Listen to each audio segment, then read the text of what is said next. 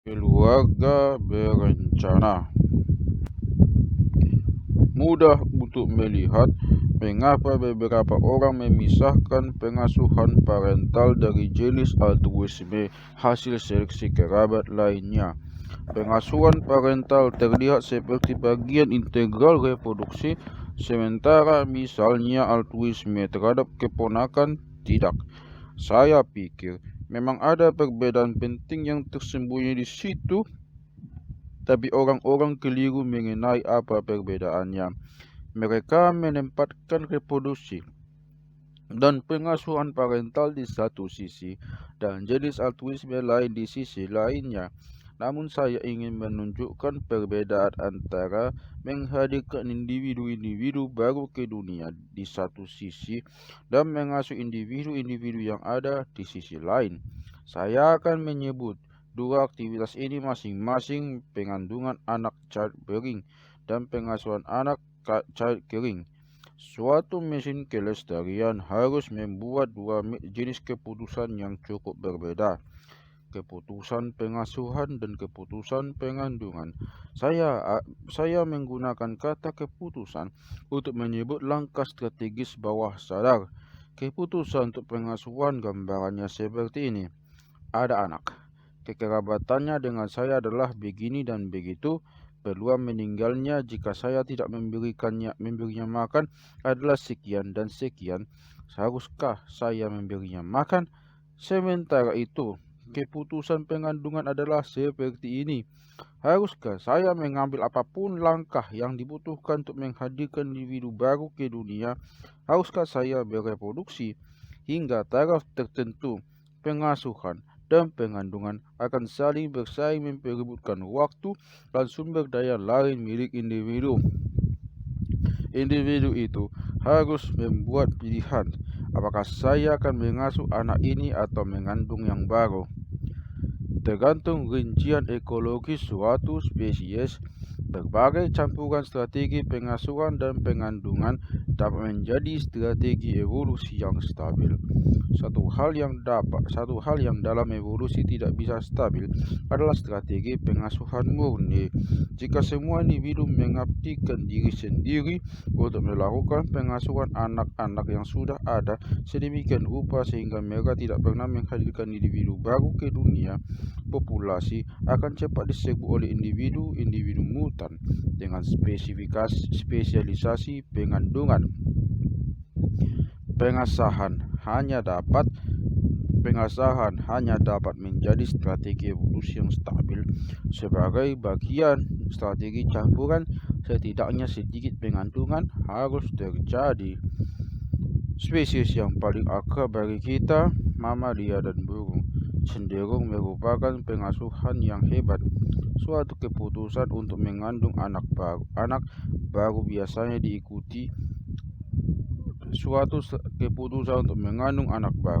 biasanya diikuti dengan keputusan untuk mengasuhnya. Ini karena panggilan dan pengasuhan dalam praktiknya begitu kerap berjalan bersamaan sehingga orang mencampur adukkan keduanya.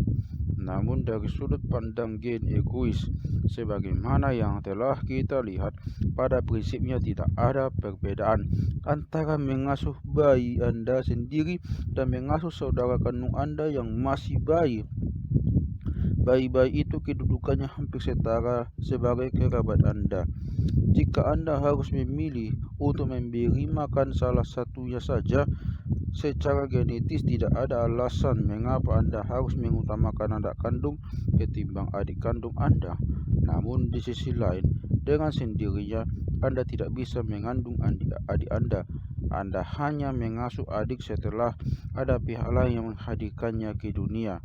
Dalam bab sebelum ini, kita melihat bagaimana individu mesin kelestarian idealnya memutuskan apakah harus bertindak altruistis terhadap individu lain yang telah ada. Dalam bab ini, kita melihat bagaimana mereka memutuskan apakah harus menghadirkan individu baru ke dunia. Dalam perkara inilah kontroversi seleksi kelompok yang saya sebutkan dalam bab 1 memanas. Ini karena Winnie Edwards yang terutama bertanggung jawab karena menyebarluaskan gagasan seleksi kelompok melakukannya dalam konteks teori mengatur populasi. Winnie Edwards menyatakan bahwa individu-individu hewan secara sengaja dan altruistis mengurangi tingkat kelahiran demi kebaikan keberadaan kelompok secara keseluruhan.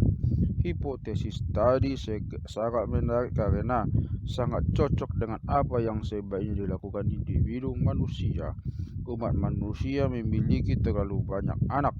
Ukuran populasi bergantung kepada 4 hal: kelahiran, kematian, imigrasi, dan emigrasi.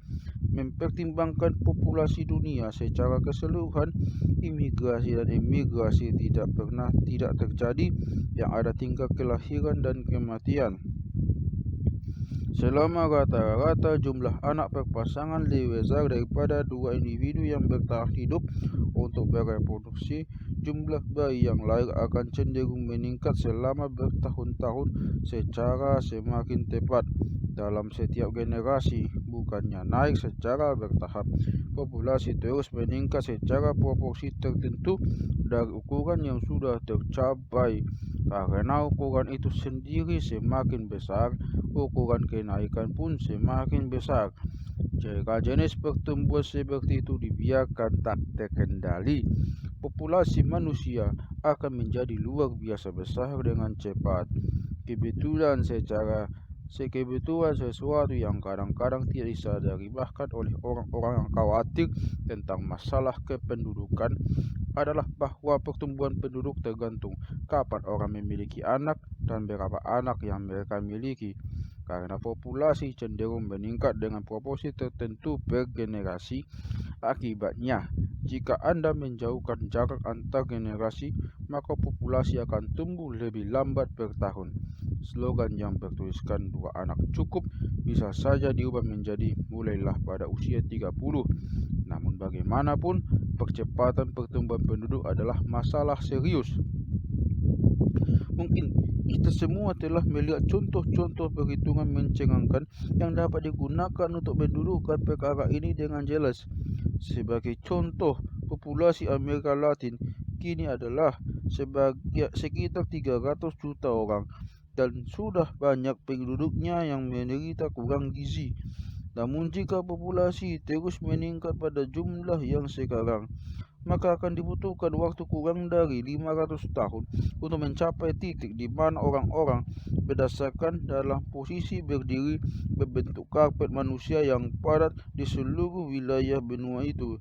Demikianlah, bahkan jika kita anggap mereka sangat kurus, itu bukan asumsi yang tidak realistis. Dalam 1000 tahun dari sekarang, mereka akan perlu saling injak bahu satu sama lain dengan lapisan mencapai jutaan. Dalam 2000 tahun, gunung manusia tumbuh ke antariksa dengan kecepatan cahaya akan mencapai tepian semesta yang diketahui. Tentu tidak lolos dari pengamatan Anda bahwa itu perhitungan hipotetis. Karena alasan-alasan praktis, kejadiannya tidak akan betul-betul seperti itu. Sebagian alasan itu adalah kelaparan, wabah penyakit dan perang, atau jika beruntung pengendalian kelahiran. Tidak ada gunanya berpaling ke kemajuan dalam ilmu pertanian, revolusi hijau dan sejenisnya. Peningkatan produksi pangan dapat mengatasi masalah sebentar saja, tapi secara matematis jelas tidak dapat menjadi solusi jangka panjang. Bahkan seperti kemajuan di dunia kedokteran yang memicu krisis, peningkatan pangan justru bisa memperparah masalah dengan mempercepat pertumbuhan populasi. Kenyataan logis sederhananya, tanpa adanya emigrasi massal ke antariksa dengan beberapa juta roket yang lepas landas tiap detik, angka kelahiran yang tidak terkontrol akan menyebabkan naiknya angka kematian secara mengerikan. Sulit untuk percaya bahwa kebenaran sederhana itu tidak dipahami oleh para pemimpin yang melarang pengikutnya untuk menggunakan metode kontrasepsi yang efektif. Mereka lebih memilih cara alami pembatasan populasi, dan cara alami itulah persisnya yang bakal mereka dapatkan, namanya kelaparan. Namun, tentu saja kegelisahan yang dibangkitkan oleh perhitungan jangka panjang seperti di atas, didasari kepedulian terhadap kesejahteraan masa depan spesies kita secara keseluruhan. Manusia sebagiannya memiliki pandangan sadar ke depan untuk melihat jauh ke konsekuensi kelebihan populasi yang mengerikan itu. Asumsi dasar buku ini adalah mesin kelestarian umumnya dipandu oleh gen egois yang pastinya tidak bisa diharapkan untuk melihat ke masa depan atau memikirkan kesejahteraan spesies secara keseluruhan. Disitulah Wayne Edwards berpisah jalan dengan para penganut teori evolusi ortodoks. Dia percaya ada cara di mana kontrol kelahiran yang sungguh altruistis dapat berevolusi. Satu poin penting yang tidak ditekankan dalam tulisan-tulisan Wayne Edwards atau dalam tulisan Ardrey yang mempopulerkan pandangannya adalah bahwa ada sekumpulan besar fakta yang telah disepakati dan tidak diperdebatkan. Sudah jelas bahwa populasi hewan tidak tumbuh dengan laju spektakuler walau secara teoritis bisa. Kadang-kadang populasi hewan liar agak stabil, dengan angka kelahiran dan kematian kurang lebih berimbang. Dalam banyak kasus, dengan lemming, hewan pengerat mirip marmut sebagai contohnya yang terkenal, populasi berfluktuasi secara liar dengan lonjakan bergantian dengan kejatuhan dan nyaris kepunahan. Terkadang hasilnya betul-betul kepunahan, setidaknya secara total. Terkadang seperti dalam kasus kucing liar besar Lynx Kanada yang estimasinya diperoleh dari jumlah kulit bulu yang dijual oleh Hudson's Bay Company secara bertahun-tahun.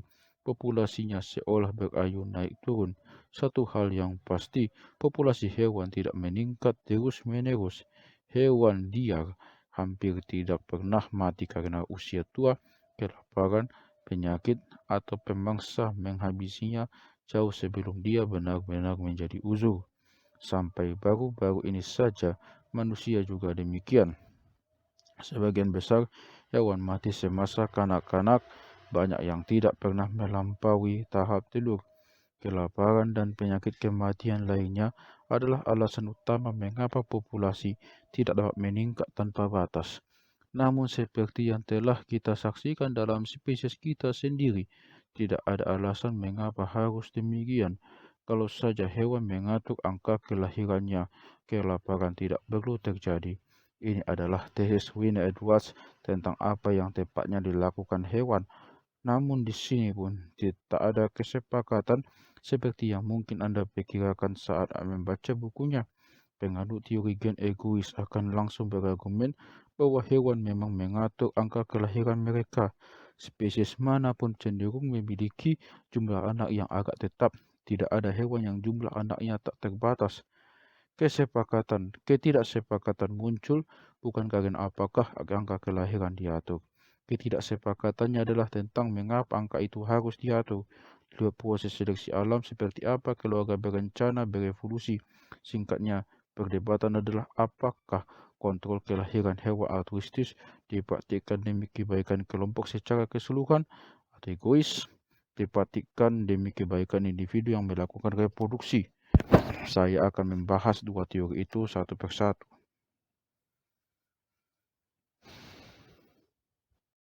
Wayne Edwards menduga bahwa individu-individu memiliki lebih sedikit anak daripada yang mereka mampu hasilkan karena mengutamakan kepentingan kelompok secara keseluruhan.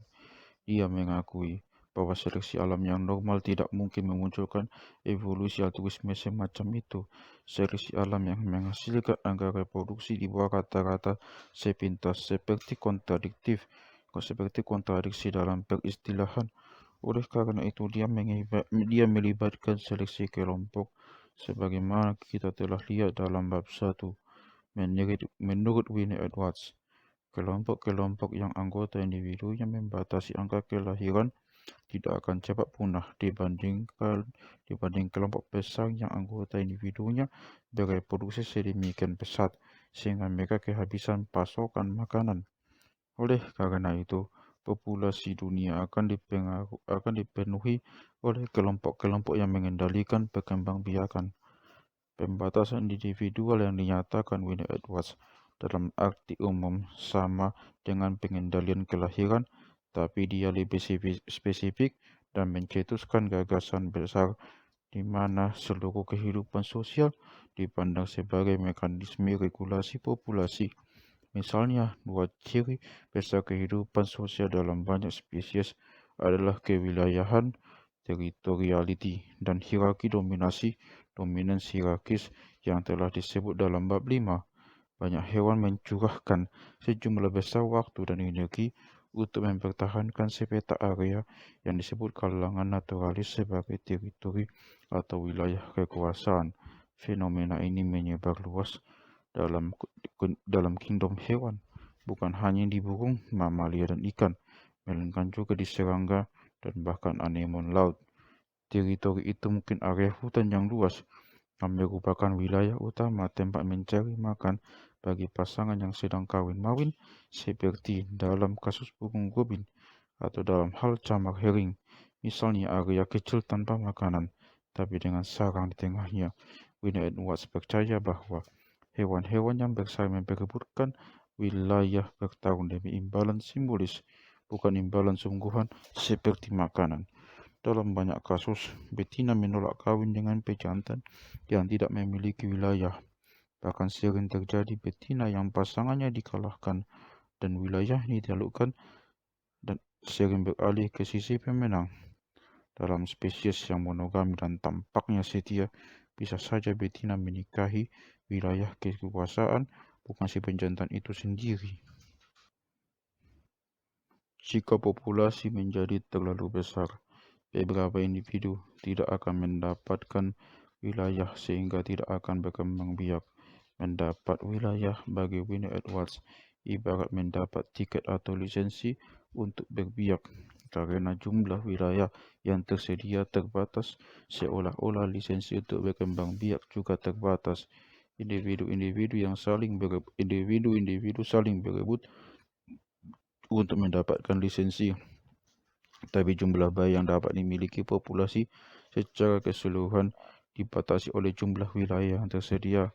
Dalam beberapa kasus, misalnya burung gos merah, individu-individunya sekilas tampak menahan diri karena yang tidak bisa mendapat wilayah bukan hanya tidak dapat berkembang biak, mereka juga berhenti berjuang mendapatkan wilayah. Sepertinya mereka semua menerima aturan permainan. Jika pada akhir musim kompetisi Anda belum mendapat satu tiket resmi untuk kawin, berarti secara sukarela Anda tidak kawin dan membiarkan yang beruntung tak terganggu sepanjang musim kawin agar mereka terus dapat berbiak dan melestarikan spesies. Winnie Edwards menafsirkan hierarki dominasi dengan cara yang sama di banyak kelompok hewan, terutama di penangkaran. Juga dalam beberapa kasus di alam liar, individu-individu saling mempelajari identitas serta mempelajari siapa yang bisa dikalahkan dalam perkelahian dan siapa yang bisa mengalahkan mereka. Seperti yang kita lihat dalam bab 5, mereka cenderung menyerah tanpa perlawanan terhadap individu yang mereka tahu akan mengalahkan mereka. Akibatnya, seorang naturalis mampu menggambarkan hierarki, dominasi atau pecking order karena pertama kalinya dipelajari di ayam. Urutan peringkat masyarakat di mana semua individu tahu posisi masing-masing dan tidak ingin mendapatkan lebih daripada apa yang dia berhak terima di posisinya. Tentu saja, terkadang perkelahian sungguh-sungguh terjadi. Bisa saja satu individu menang dan menggantikan individu yang berposisi di atasnya. Namun kita lihat di bab 5 bahwa efek keseluruhan otomatis menyerahnya individu berperingkat rendah adalah hanya ada sedikit pertarungan yang berkepanjangan dan cedera serius jarang terjadi. Banyak orang berpikir itu adalah hal yang baik dalam pengertian seleksi kelompok yang samar. Winnie Edwards menafsirkan secara lebih berani. Individu berpangkat tinggi lebih mungkin berkembang biak daripada individu berpangkat rendah karena mereka lebih disukai oleh betina atau karena mereka secara fisik mencegah penjantan berpangkat rendah berdekatan dengan betina. Winnie Edwards melihat peringkat sosial yang tinggi sebagai tiket hak reproduksi lain. Bukannya berjuang langsung memperebutkan betina itu sendiri, individu-individu justru berebut status sosial dan menerima bahwa jika dia tidak menduduki peringkat tinggi dalam skala sosial, dia tidak punya hak berbiak. Dia pun menahan diri terhadap betina, walaupun sesekali berusaha meraih status yang lebih tinggi, sehingga dapat dikatakan memperebutkan betina secara tidak langsung. Namun seperti dalam kasus perilaku teritorial, penerimaan sukarela atas aturan bahwa hanya pejantan berstatus tinggi yang bisa berbiak, menurut Winnie Edwards, menyebabkan populasi tidak akan bertumbuh terlalu cepat ketimbang memiliki terlalu banyak anak. Kemudian terlambat mendapati bahwa itu adalah kesalahan populasi menyelenggarakan kompetisi resmi atas status dan wilayah sebagai alat untuk membatasi ukuran sedikit di bawah tingkat di mana kelaparan akan memakan korban.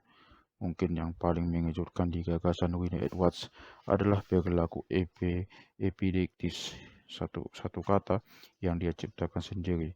Banyak hewan menghabiskan waktu dalam gerombolan atau kawanan besar. Berbagai alasan yang lebih atau kurang masuk akal mengenai mengapa perilaku bergerombol semacam itu lebih disukai seleksi alam telah diajukan, dan saya akan berbicara tentang sebagian di antaranya dalam bab 10. Gagasan Winnie Edwards sedikit berbeda. Dia menduga bahwa ketika kawanan jalak bergerombol saat petang atau kerumunan nyamuk berterbangan di kebun, mereka sedang melakukan sensus penduduk. Karena Winnie Edwards menganggap individu-individu mengurangi kelahiran demi kepentingan kelompok secara keseluruhan dan melahirkan sedikit bayi kala kepadatan penduduk tinggi, wajar jika mereka memiliki suatu cara untuk mengukur kepadatan penduduk. Betul, termostat membutuhkan termometer sebagai bagian integral mekanismenya. Menurut Winnie Edwards, perilaku epidektis merupakan massa yang sengaja berkumpul untuk memudahkan perkiraan besar populasi. Yang dia usulkan bukan perkiraan populasi secara sadar, melainkan mekanisme saraf atau hormon otomatis yang menghubungkan persepsi sensori individu tentang kepadatan populasi dengan sistem reproduksinya. Saya telah mencoba berlaku adil tentang teori Winnie Edwards, meski hanya sepintas. Jika saya berhasil, seharusnya Anda merasa yakin teori itu agak masuk akal. Namun bab-bab awal buku ini mestinya mempersiapkan Anda untuk menjadi skeptis, hingga Anda dapat berkata bahwa walaupun terdengar masuk akal, teori Winnie Edwards harus memiliki bukti yang sangat kuat, dan sayangnya tidak. Bukti itu terdiri atas sejumlah besar contoh yang dapat ditafsirkan dengan caranya, tapi bisa juga ditafsirkan dengan argumen ortodoks dan egois. Walaupun dia tidak pernah menggunakan nama itu, arsitek utama teori keluarga berencana versi gen egois ialah David Leck, seorang ahli ekologi besar. Penelitian utamanya adalah jumlah telur clutch populasi burung liar, tapi teori dan kesimpulannya bermanfaat karena dapat diterapkan secara umum. Setiap spesies burung cenderung punya jumlah telur yang khas. Misalnya burung laut seperti angsa batu dan gilebot mengerami satu telur saja, sedangkan walet 3 dan gelatik batu setengah lusin atau lebih. Ada variasi, beberapa walet mengeluarkan hanya 2 telur, gelatik batu bisa sampai 12 telur. Sangat masuk akal untuk menduga bahwa jumlah telur yang dikeluarkan dan dierami betina setidaknya sebagian berada di bawah kendali genetis seperti sifat lainnya. Artinya, mungkin ada satu gen untuk bertelur 2, alel bersaing untuk bertelur 3, alel lain untuk 4, dan seterusnya, walau pada praktiknya mungkin tak sesederhana itu. Sekarang teori gen egois egois mengharuskan kita untuk bertanya manakah di antara gen-gen itu yang akan menjadi lebih banyak di dalam lumbung gen. Sepintas tampaknya gen untuk bertelur 4 pasti akan memiliki keuntungan lebih daripada gen untuk bertelur 2 atau 3 atau 2. Renungan sejenak saja menunjukkan bahwa argumen sederhana lebih banyak berarti lebih baik tidaklah benar. Kalaupun demikian, artinya 5 telur pasti lebih baik daripada 4, 10 akan lebih baik lagi, 100 lebih baik, dan tak berhingga lebih baik daripada semuanya. Dengan kata lain, secara logis, argumennya berujung absurd. Jelas ada biaya sekaligus manfaat dalam bertelur banyak. Peningkatan pengandungan pasti harus dibayar dengan pengasuhan yang kurang efisien. Poin utama leg bahwa adalah bagi 100 spesies dalam suatu lingkungan tertentu harus ada ukuran jumlah optimal jumlah telur. Perbedaan dengan pendapat Wynne Edwards adalah jawabannya bagi pertanyaan optimal dari sudut pandang siapa. Wynne Edwards akan berkata, optimal yang penting yang harus dicapai semua individu adalah optimal bagi kelompok.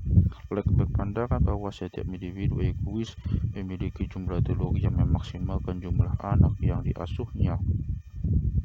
Jika 3 adalah ukuran optimal untuk Walid, menurut Ulat, artinya setiap individu yang mencoba mengasuh 4 telur kemungkinan akan berakhir dengan jumlah keturunan yang lebih kecil daripada pesaingnya, yaitu individu yang jelas yang lebih berhati-hati dan hanya menetaskan 3 telur.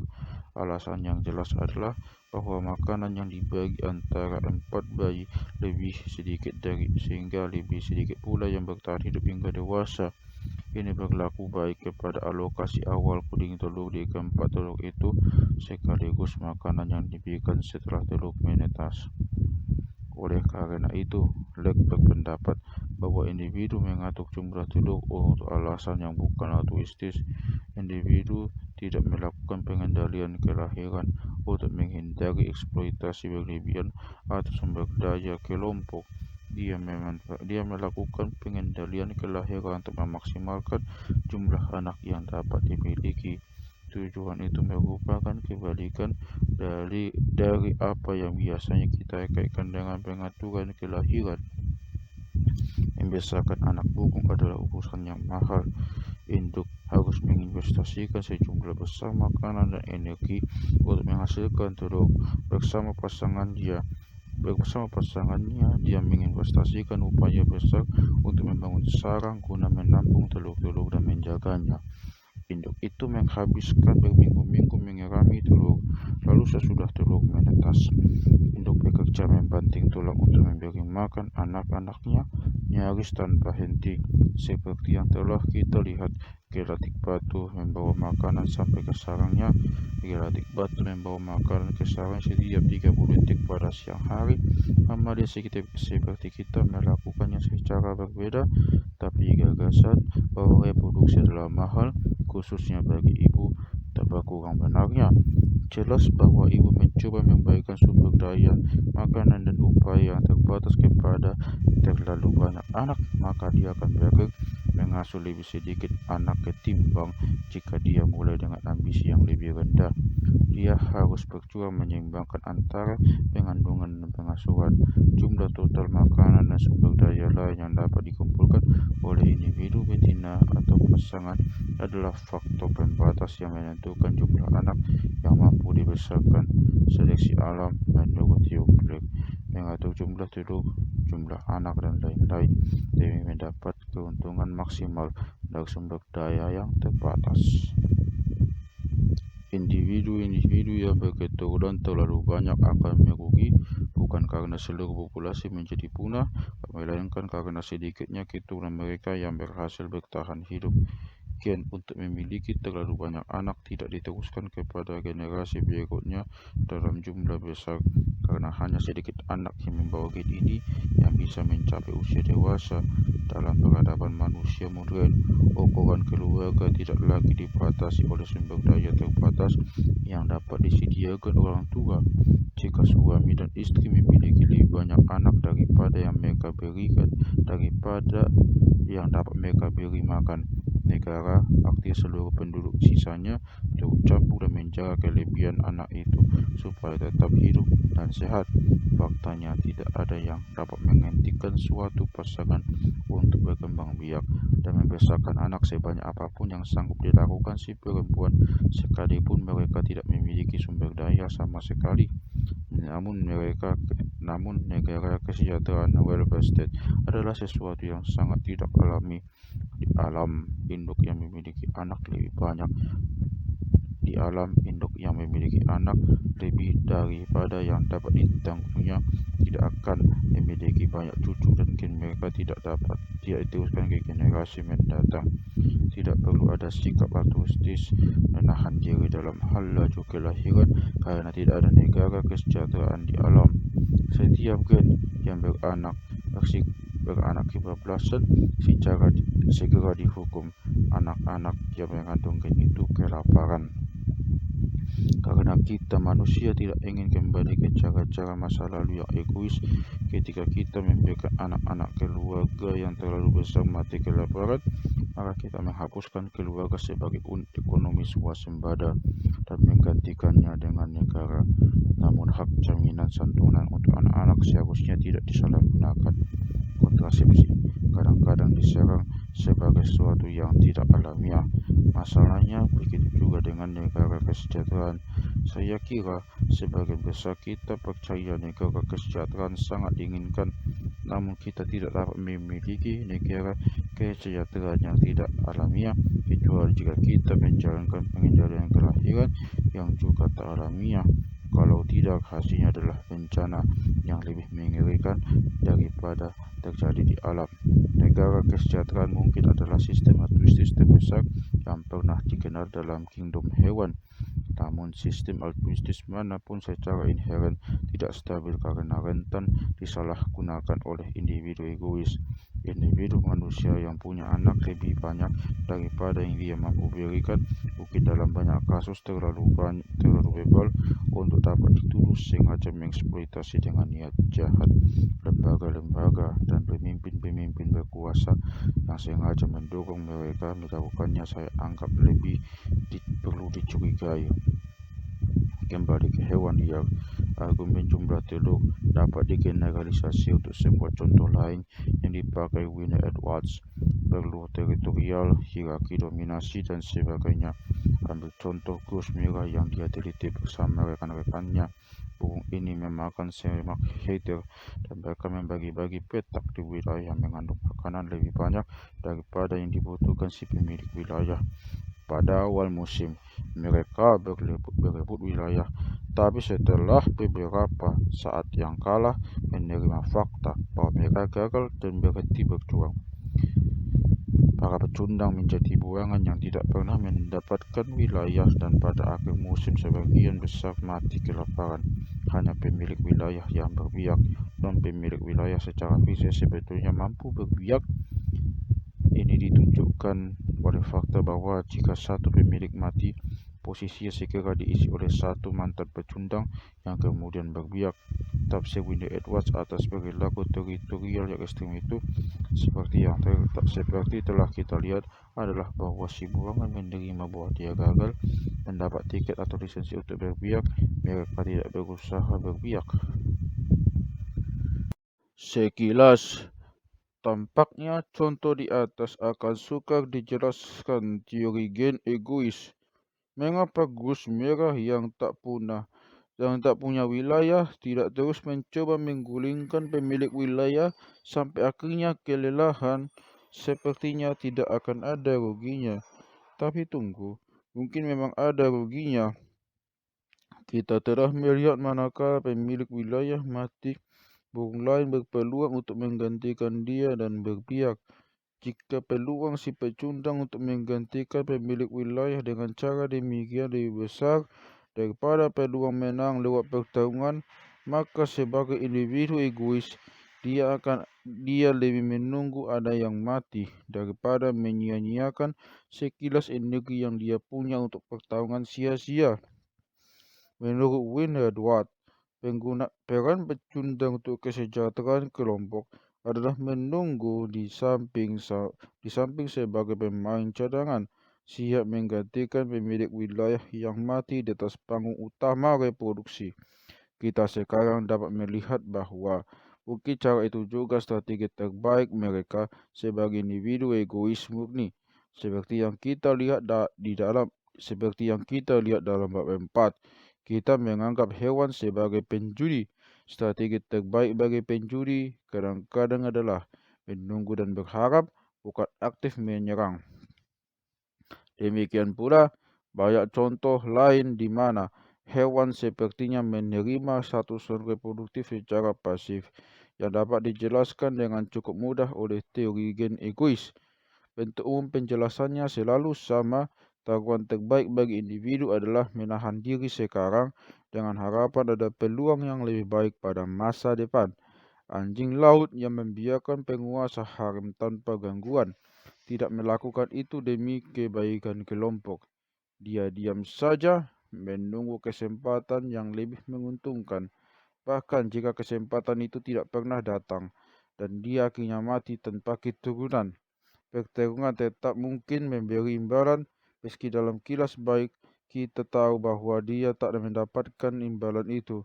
Dan ketika lemming berduyun-duyun menjauh dari pusat ledakan populasi mereka, mereka tidak melakukan itu untuk mengurangi kebatasan daerah yang mereka tinggalkan. Mereka, tiap individu egois itu, mencari tempat yang tak terlalu ramai untuk hidup. Fakta bahwa ada yang gagal mencapainya dan mati di jalan adalah sesuatu yang kita ketahui sesudah kejadian. Itu tidak mengubah kemungkinan bahwa tetap tinggal di tempat yang sudah penuh adalah taruhan yang jauh lebih buruk. Ada fakta yang terdokumentasikan baik bahwa kepadatan populasi tinggi overcrowding kadang-kadang mengurangi angka kelahiran. Itu kadang dianggap bukti untuk teori Wynne-Edwards. Sama sekali tidak demikian. Fakta itu sejalan dengan teori Wynne-Edwards dan sejalan pula dengan teori gen egois. Misalnya dalam satu percobaan tikus ditempatkan di kandang terbuka dengan banyak makanan dan diperbolehkan berbiak secara bebas, populasi tumbuh sampai titik tertentu, kemudian grafiknya mendatar. Alasan di balik itu ternyata adalah karena betina menjadi kurang subur sebagai akibat populasi yang terlalu padat. Mereka melahirkan bayi lebih sedikit. Efek semacam itu telah sering dilaporkan. Penyebab langsungnya sering disebut stres. Meski nama itu tidak membantu menjelaskannya, bagaimanapun penyebab langsungnya kita masih harus bertanya tentang penjelasan evolusionernya atau penyebab utamanya. Mengapa seleksi alam mendukung betina yang mengurangi laju kelahiran kadang kala kepadatan populasi menjadi tinggi? Jawaban Wynne-Edwards sangat jelas. Seleksi kelompok mendorong kelompok-kelompok yang betinanya mengikuti populasi dan menyesuaikan angka kelahiran, sehingga persediaan makanan tidak dieksploitasi secara berlebihan. Dalam kondisi percobaan, kebutuhan makanan tidak akan pernah menjadi langka, tapi tikus tidak dapat diharapkan untuk menyadari hal itu.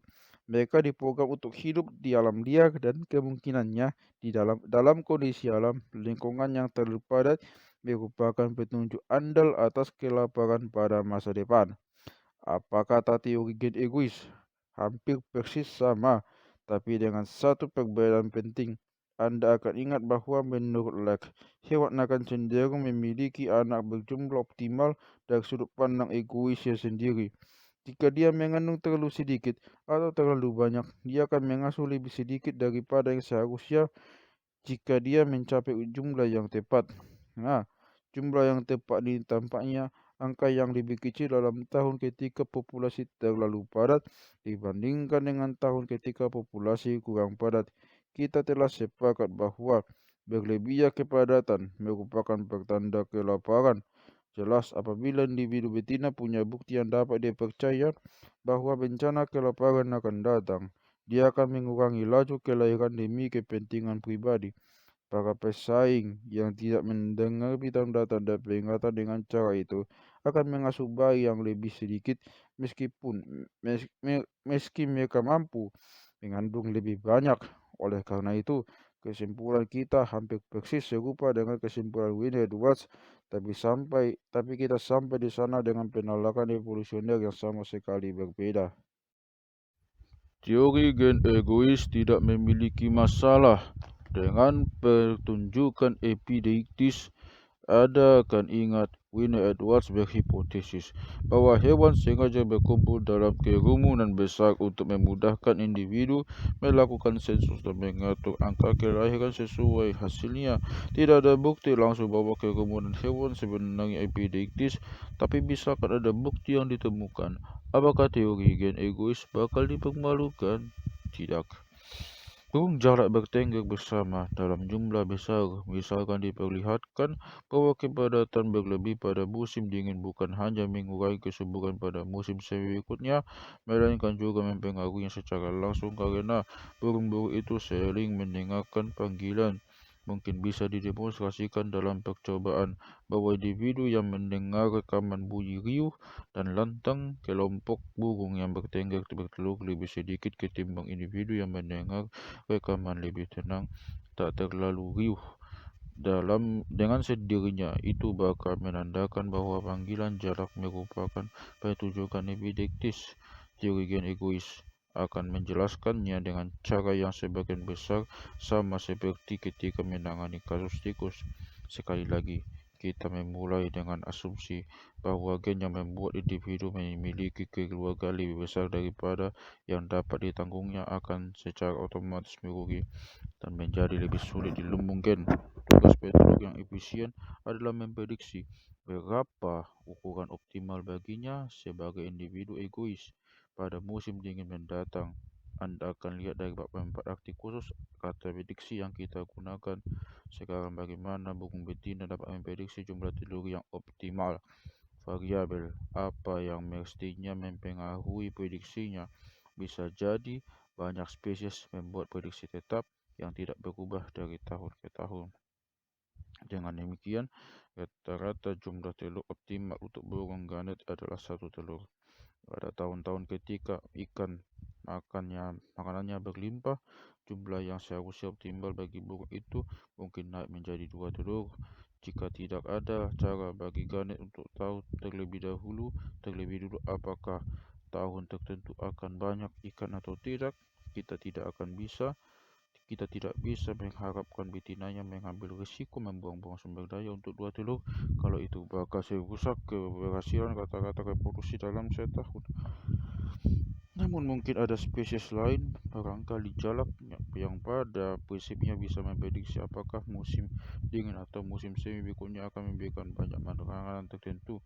Masyarakat pedesaan memiliki banyak ungkapan yang menunjukkan bahwa tanda-tanda seperti berlimpahnya holly berry aqua foliaceae merupakan isyarat yang baik atau cuaca musim semi mendatang. Terlepas dari akurat atau tidaknya petua-petua semacam itu, secara logis mungkin saja ada petunjuk seperti itu, dan bahwa penebak yang baik secara teoritis dapat menyesuaikan jumlah telurnya dari tahun ke tahun akan menguntungkan.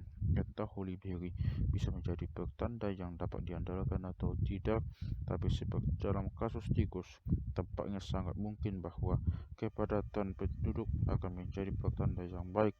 Jarak betina pada prinsipnya dapat mengetahui bahwa ketika dia memberi makan bayi-bayinya pada musim semi mendatang, dia akan berebut makanan dengan para pesaing yang sespesies. Jika entah bagaimana dia dapat memperkirakan kepadatan spesiesnya sendiri secara lokal pada musim dingin, ini dapat memberinya sarana ampuh untuk memprediksi seberapa sulit nanti untuk mendapatkan makanan bagi anaknya pada musim semi berikutnya. Jika dia mendapati bahwa populasi musim dingin sangat padat dan sudut pandang egoisnya, mungkin dia bertelur relatif sedikit, perkiraan jumlah telur yang optimal akan berkurang. Lalu, ketika individu-individu benar-benar mengurangi jumlah telurnya atas dasar perkiraan kepadatan penduduk, setiap individu egois langsung bisa mendapat keuntungan bila bisa membuat pesaing menganggap populasi begitu padat, entah itu benar atau tidak. Jika jalak menghitung populasi Begitu ukuran populasi lewat volume keriuhan kalau bertengger pada musim dingin, maka individu calak bisa untung kalau berteriak sekeras mungkin hingga seolah terdengar seperti dua calak. Gagasan hewan berpura-pura menyerupai sebelum berhewan sekaligus telah diusulkan dalam konteks lain oleh J.R. Krebs dan diberi nama Bauer-Geste Effect berdasarkan judul novel di mana taktik serupa digunakan satu kesatuan legiun asing Prancis. Gagasannya dalam kasus kita adalah mencoba mendorong jarak tetangga agar mengurangi jumlah telurnya ke tingkat yang lebih rendah daripada optimal. Jika Anda adalah calak egois yang berhasil melakukan itu, maka Anda diuntungkan secara egois lantaran Anda mengurangi jumlah individu yang tidak membawa gen Anda. Karena itu, saya menyimpulkan bahwa gagasan Winnie Edwards tentang pertunjukan epidektis mungkin sebenarnya gagasan yang bagus. Mungkin selama ini dia benar, tapi karena alasan yang salah. Secara lebih umum, hipotesis David Leck cukup kuat menjelaskan dalam kerangka gen egois, semua bukti yang tampaknya mendukung teori seleksi kelompok. Bila mana bukti seperti itu muncul, kesimpulan kita dari bab ini adalah bahwa individu orang tua induk mempraktikkan keluarga berencana, tapi dalam arti mengoptimalkan angka kelahiran, bahkan membatasinya demi kebaikan publik. Mereka mencoba memaksimalkan jumlah anak hidup yang mereka miliki, dan itu artinya tidak terlalu banyak atau terlalu sedikit. Gen yang membuat individu memiliki tubuh terlalu banyak anak Gen yang membuat individu memiliki terlalu banyak anak cenderung tidak bertahan dalam lumbung gen, karena anak-anak yang mengandung gen itu cenderung tidak bertahan hidup sampai dewasa. Demikianlah akhir pertimbangan kuantitatif ukuran keluarga. Kita kini sampai ke konflik kepentingan dalam keluarga. Apakah ibu akan selalu untung bila memperlakukan semua anaknya secara setara? Atau bisakah dia punya anak yang difavoritkan? Haruskah keluarga berfungsi sebagai unit tunggal yang bekerja sama secara keseluruhan? Atau apakah ada keegoisan dan tipu daya bahkan dalam keluarga? Apakah semua anggota keluarga bekerja demi tujuan optimal yang sama? Atau akankah mereka tidak sepakat tentang apa yang dianggap sebagai optimal? Ini semua adalah pertanyaan yang coba akan kita jawab dalam bab berikutnya. Pertanyaan terkait tentang adanya kemungkinan konflik kepentingan antara pasangan kita tunda sampai bab 9.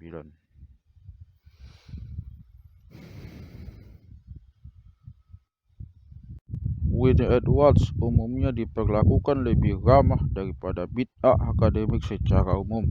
Karena keliru secara sedemikian jelas, dia lazim diakui, meski saya pribadi berpikir itu agak berlebihan, telah memprovokasi orang-orang untuk berpikir lebih jernih tentang seleksi alam. Winnie Edwards sendiri dengan besar hati mengaku itu salah. Winnie Edwards sendiri dengan besar hati mengaku salah pada 1978 ketika menulis, konsensus umum para ahli biologis teoritis sekarang adalah bahwa belum dapat diciptakan model kredibel yang membuat laju lambat seleksi kelompok dapat menyalip penyebaran cepat gen egois yang membawa keuntungan bagi kesesuaian individual. Karena itu saya menerima pendapat mereka. Mungkin perubahan pendapatnya di atas memang karena berbesar hati, tapi saya yang pendapat dia kembali ke semula dalam buku terbarunya, Seleksi Kelompok, dalam arti yang telah lama kita semua pahami, bahwa semakin tidak didukung di kalangan ahli biologi ketimbang waktu edisi pertama saya diterbitkan. Anda bisa dimaafkan bila berpikir sebaliknya. Telah tumbuh satu generasi yang menyebarkan istilah seleksi kelompok seenaknya, terutama di Amerika. Istilah itu dikenakan di semua jenis kasus yang dulu dan bagi beberapa di antara kami sekarang masih secara jelas dan lugas dipahami sebagai sesuatu yang lain. Sebutlah seleksi kerabat. Saya rasa sia-sia belaka jika kesal berlebihan akibat larak semantik tersebut. Kalau demikian, seluruh masalah seleksi kelompok secara memuaskan diselesaikan satu dasawarsa lalu oleh John Maynard Smith dan rekan-rekan, dan sangatlah menjengkelkan untuk mengetahui bahwa ada dua generasi, juga dua negara yang terpisah oleh bahasa bersama. khususnya sangatlah sial bahwa para filsuf yang baru-baru saja memasuki arena ini telah mulai kebingungan karena perubahan terminologi yang baru. Saya merekomendasikan esai Alan Gaven, Natural Selection, Kin Selection, and Group Selection sebagai klarifikasi yang jernih, dan saya harap ini definitif mengenai masalah neoseleksi kelompok.